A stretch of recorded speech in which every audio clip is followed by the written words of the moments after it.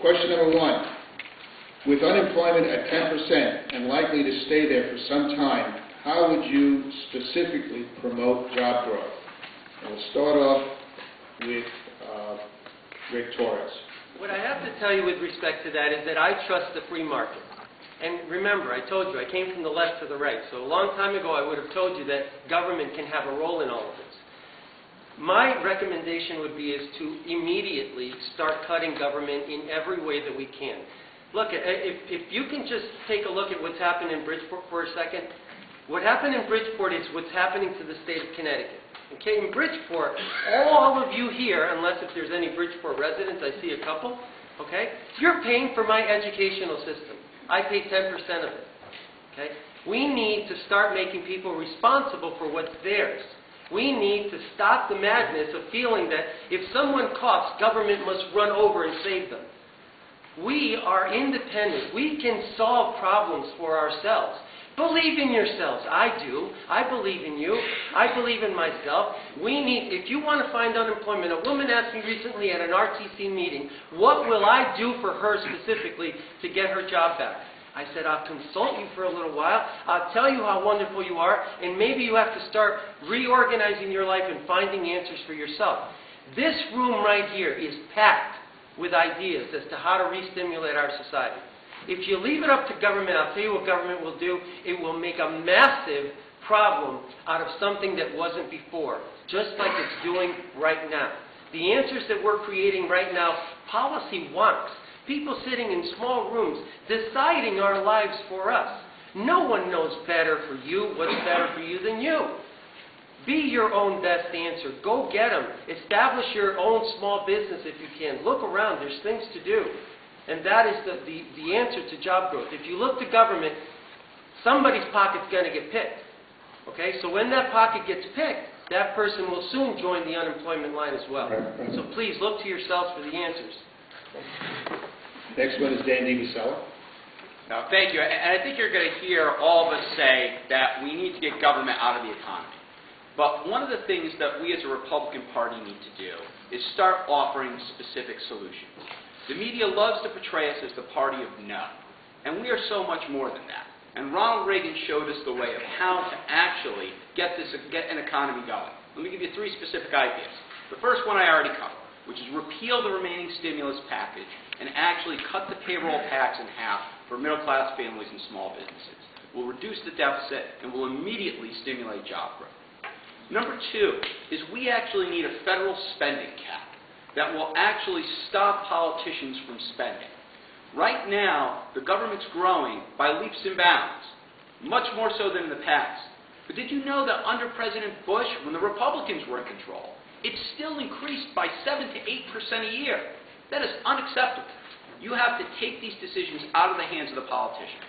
What I propose is that government spending should increase by no more than the rate of inflation plus population growth, about 2% right now.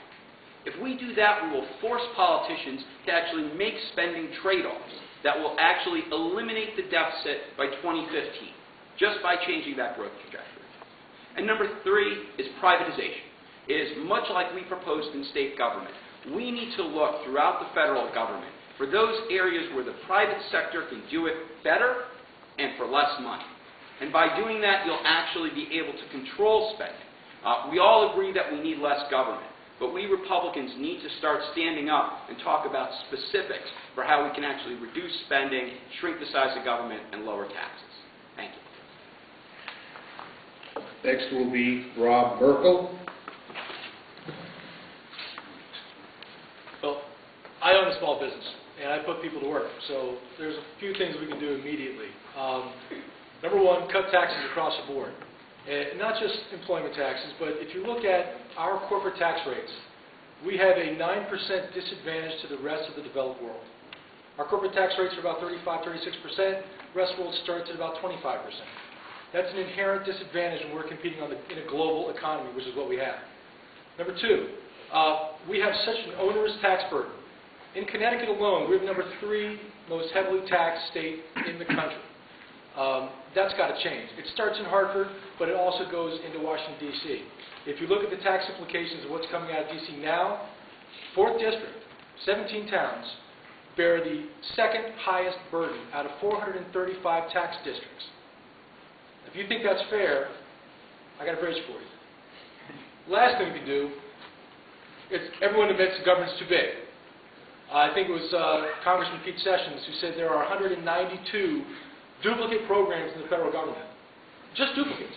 That doesn't even count the ones that don't work, that are kind of running down some rabbit hole, spending billions of our dollars.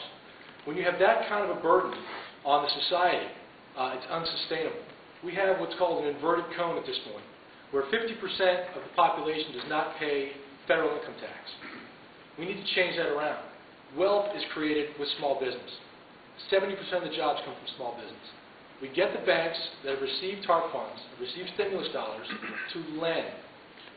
We have an SBA program in place. Enhanced government guarantees. They're not putting out money, they're just looking at the defaults, which is a lot less than putting out the money themselves. If you give liquidity to the small businesses and lower the tax rates, the capital stays in the local community. Who can spend the money better than you? Would you rather send it to Washington and have them ferret it out to Nebraska or Louisiana for more government programs? Or would you like to keep it here to invest in innovation and jobs and increase the standard of living in your own area? Make one thing abundantly clear. Government does not know what's best for us.